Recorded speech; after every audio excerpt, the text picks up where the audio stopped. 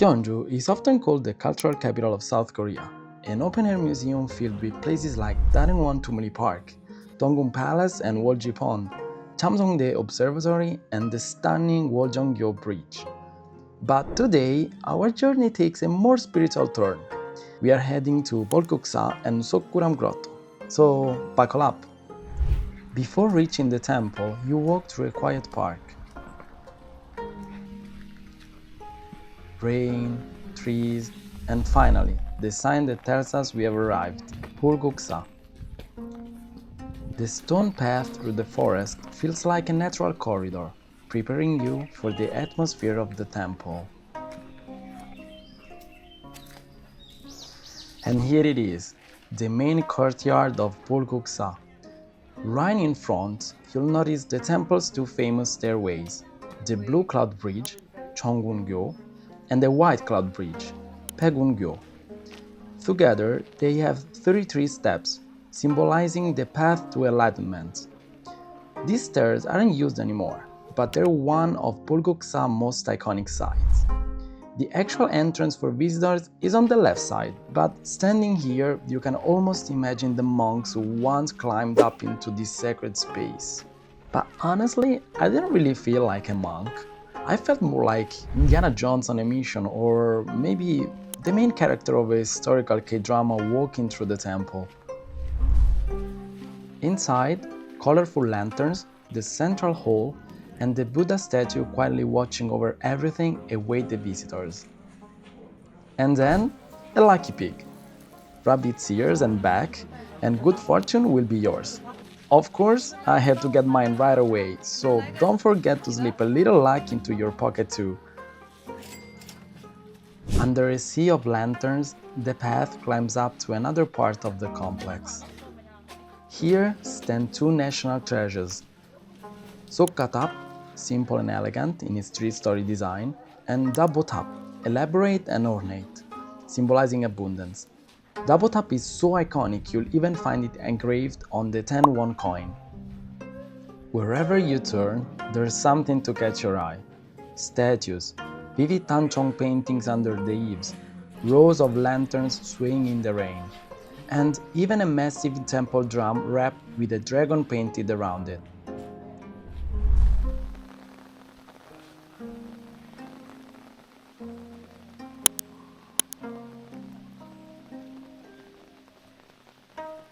And to wrap up our tour, why not sip some fresh water from this fancy stone fountain?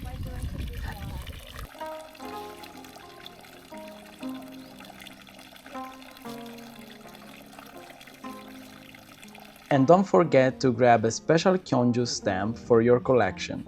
It's a fun little detail you'll find at many historic sites here.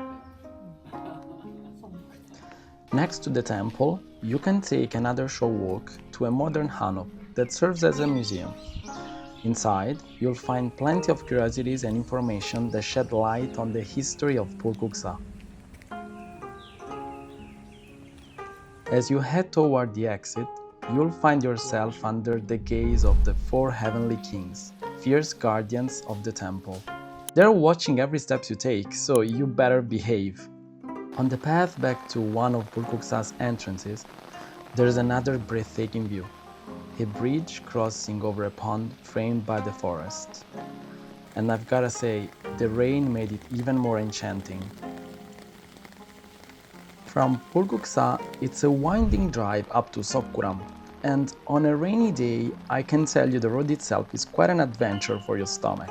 Trust me, but what's waiting at the end is absolutely worth it. At the entrance, a wide stone stairway leads up to Seokguram complex. But before you reach the main gate, there's a giant bell waiting for you. For a small donation, you can ring it yourself. Naturally, I had to give it a try. First a bit shy, then with more conviction.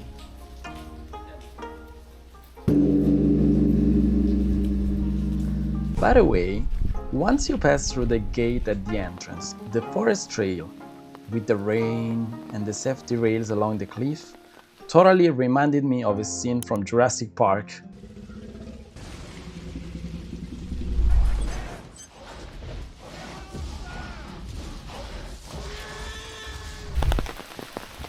So guys, I've just entered the Korean Jurassic Park. Yeah, can you hear it? Wow. Wow, that's close. It's getting closer. Okay, now he's dying. Perfect. Not long after, you reach a wide open area filled with colorful lanterns.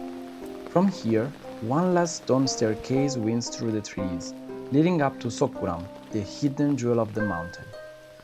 Climbing these steps really feels like stepping into an adventure movie or even a video game.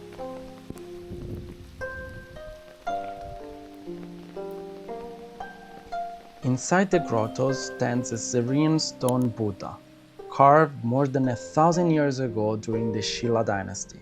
The statue sits facing east, toward the rising sun over the East Sea, symbolizing enlightenment. Around him, the walls are lined with carved guardians and bodhisattvas, silently gathered as if to witness his awakening. No photos are allowed here, but just one look will be enough to leave you completely speechless. Stepping back outside, you are surrounded once more by lanterns, a shrine, and the mountain itself, as if the place is offering its final gifts to thank you for coming.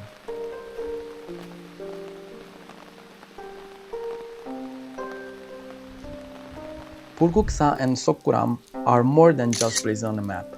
They are experiences that stay with you long after you leave. I can only show you so much, so I truly recommend exploring them with your own eyes. It's an adventure that will make you richer inside, and, well, if it rains, it'll leave you a little wetter outside too, with a bonus to the vibe.